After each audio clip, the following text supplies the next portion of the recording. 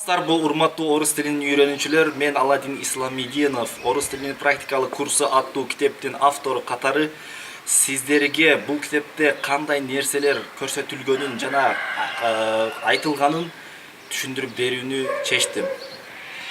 Бул китеп 3 бөлүктөн турат. Эң алгачкысы фонетика, андан кийин морфология, кийинкиси 3-чү бөлүгү синтаксис. Биз сиздер менен морфология китебинде көптүк сандын кантип жасалуусун карап көрөлү.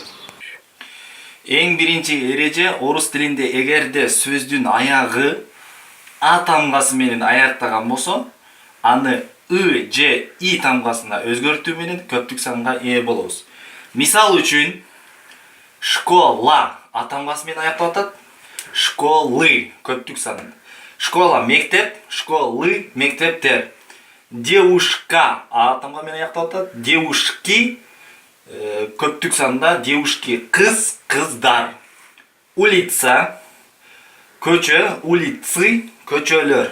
Ручка ручка, ручки ручкалар. Подруга курбу, подруги курбулар. Страна өлкө, страны өлкөлөр. Ошондой эле сумка а менен аякталып атат, сумки көптүгү сумкалар болот. Газета гезит, газеты гезиттер. Машина автоунаа, машины автоунаалар. Андан кийинки экинчи эреже, эгерде сөздүн аягы о тамгасы менен аяктаган болсо, аны а тамгасына айландыруу менен биз көптүк санга ээ болобуз. Мисал үчүн место, места, место орун, места орундар. Дело жумуш, иш, дела жумуштар.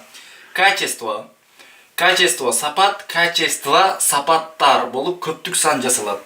Право, укук, права, укуктар. Андан кийинки лицо, бет, лица, жүздөр ага айландырдык, анткени көптүк сан. Тело, дене, тела, денелер. Блюдо, тамак, блюда, тамактар. Молоко, сүт, молока, сүттөр болуп көптүк сан жасалат.